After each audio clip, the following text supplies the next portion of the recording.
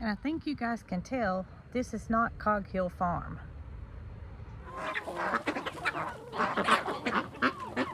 Hey everybody, it's Brooke with Mrs. Cog Hill Farm, and here I am. I'm sitting at our farm. But even though I'm at our farm, this is going to be a video that is more pertaining to our recent meet and greet in Vernon, Florida at Black Barn Blossoms. And while we did not have a chance to video the actual event, we did have a chance to video some of the rest part of the trip, and that was in Panama City Beach, Florida.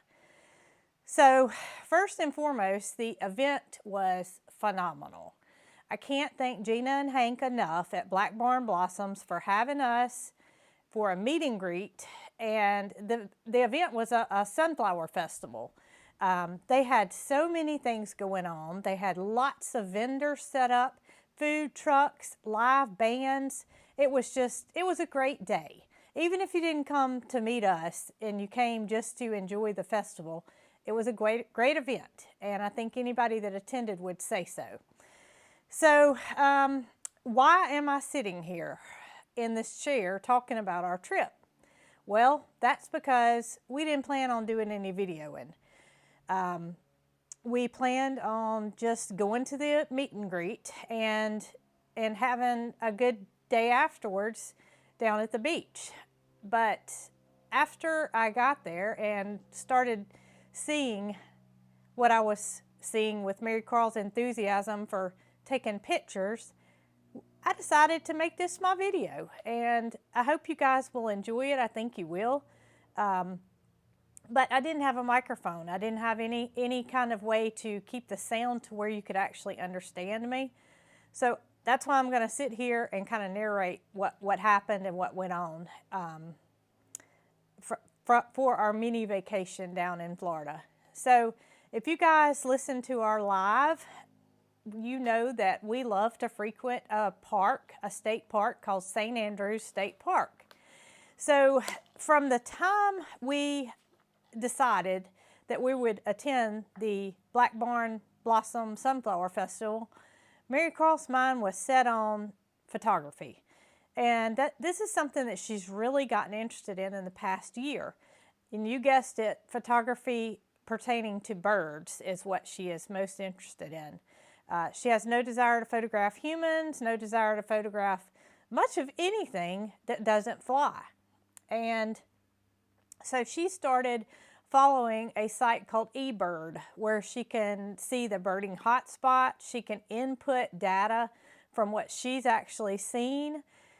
And so she knew ahead of time that this was going to be a good place to spot some birds and possibly take some good pictures. And it's migration time. So we're at the end of October and we're going to be in Florida. So guess what's going to happen? There's going to be a lot of birds that have flown south for the winter, so to speak. While my hopes were high that she would get to see a lot of things that she had on her list, they super exceeded our expectations. There were a couple that she had on her list that she did not get to see, but I think overall she was very, very, very satisfied with the outcome. She has a camera that she has graduated from over the years, from just a little bit bigger lens as holidays and birthdays happen. She saved her money. She has a much larger lens than she started with. And through some friends' help, I've got Tucker here that's going to help me. But through the help of our wonderful dear friend Jacqueline Head at Head Family Farm, she has grown to be what I would say is a phenomenal photographer for her age, which she's 13, she'll be 14 at the first of the year.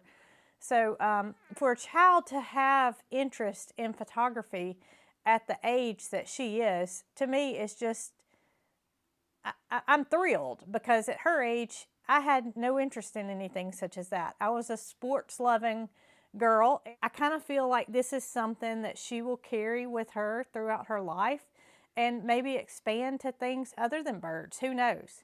we took our bicycles because, as you guys know, we love nature. And so we started out on bicycle. We had the camera in a backpack.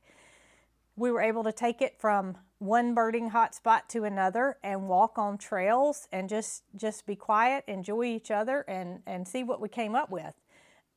I am going to list some of the birds that she saw, and I couldn't remember them all, so she wrote them down for me to tell you guys. I hate that she's not here to tell you herself, but we all know how that goes when teenage years hits, and I hope you understand that.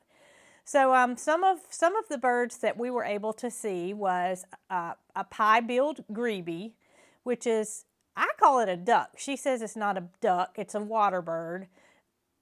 It's something that she had seen before, but when you're a birder and you're a birding photographer, to see something in a different environment makes all the difference. I mean, it's a totally different photo because obviously it's a different background, it's a different, you know, it may be even in different breeding plumage. So another one was a brown pelican.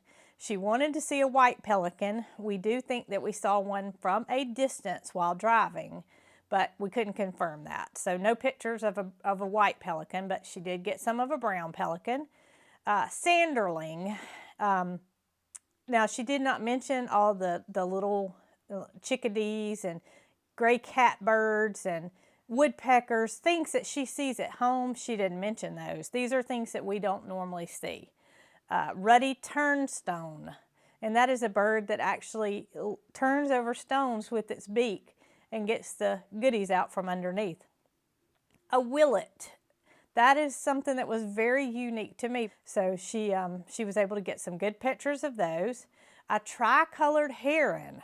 That was on her wish list to see. She's seen multiple blue herons. There's multiple herons around here, but not a tricolored. So that was something that she was able to cross off her list as being a life bird, is what she calls it. White ibis, and that's something we've seen before, but there again, different environment.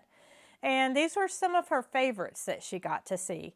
A northern harrier, and also an American avocet. I believe I'm saying that right. She made me pronounce them to her to make sure I was doing it right, but who knows. So she was thrilled to get some pictures, and the ones that we are going to show you have not been edited. These are, we just got home, so these are raw images that she has not doctored up. These are straight out of the camera, and that's how you guys are going to see them. So while I wasn't able to get the sound to go along with the video, I hope you guys have enjoyed hearing about our trip and what all we've seen.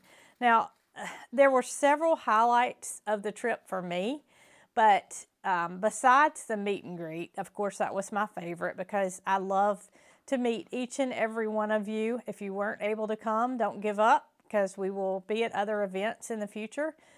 But I always enjoy hearing the story of you guys and where you're from, and you know, just it's so meaningful to me to know that somebody actually desires to come and meet you. And I mean, I just can't thank each and every one of you enough.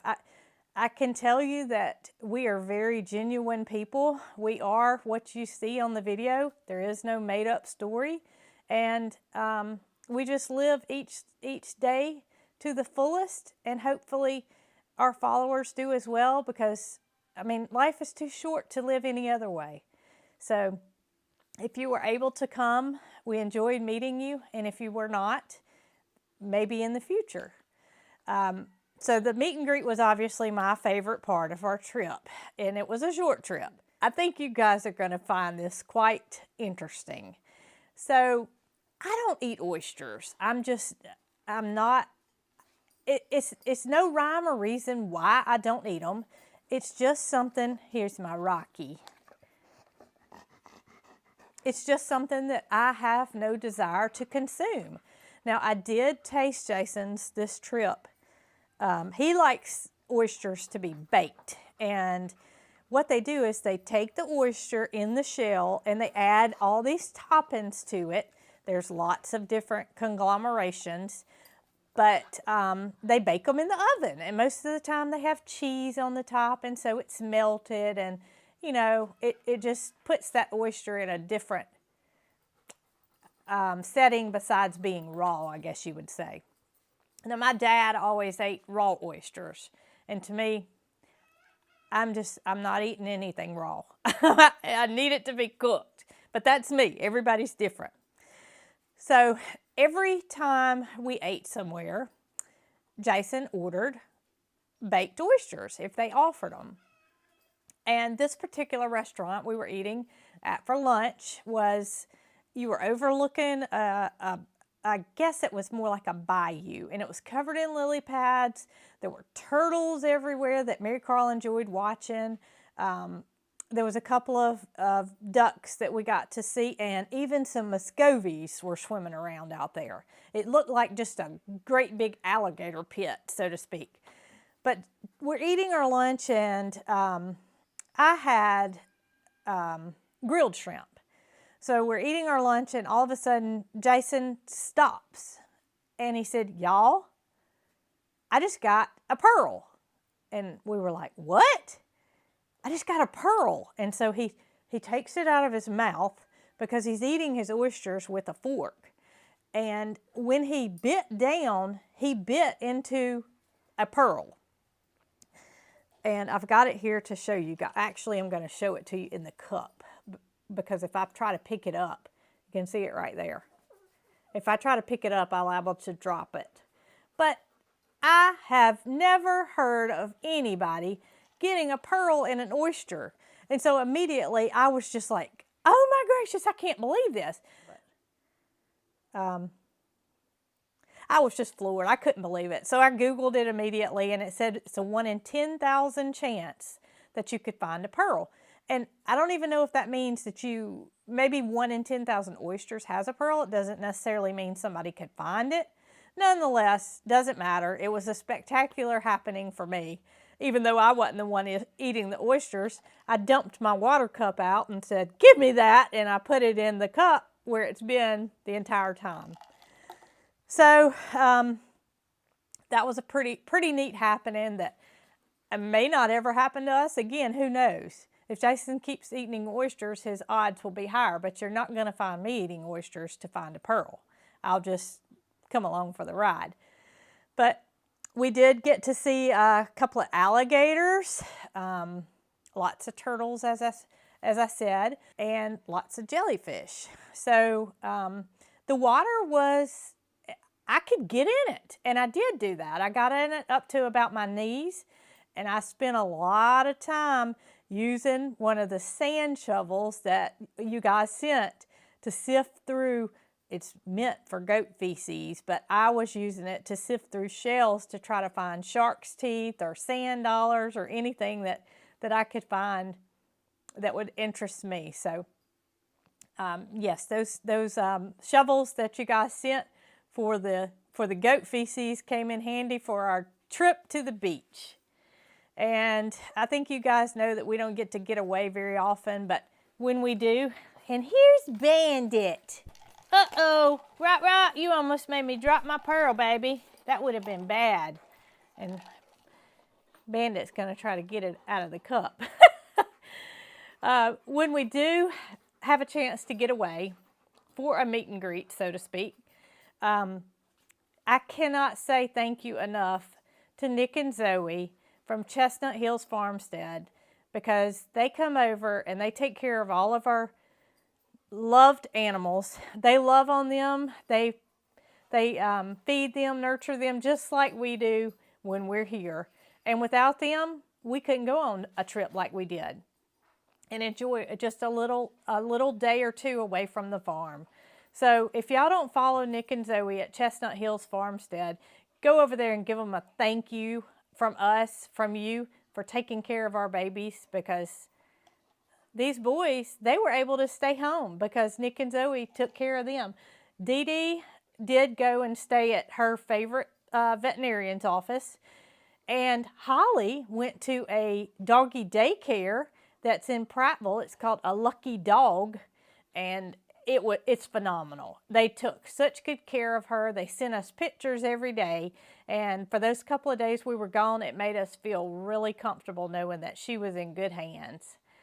So, A Lucky Dog, thank you. Bluebonnet Vet Clinic in Jemison, thank you for taking care of Dee Dee.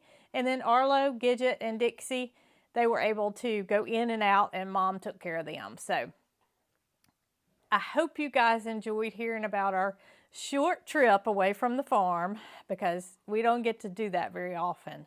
But to see our daughter enjoying something that she loves was a vacation in itself for me. It's so enjoyable to see something that your child is so deeply involved in, and it makes her so happy. And if we can be a part of that, then we'll continue to do so. And I hope that you guys enjoyed seeing about our trip. I will be back on Sunday with a farm video. Y'all be good, and don't forget to like, subscribe, and share. We appreciate it.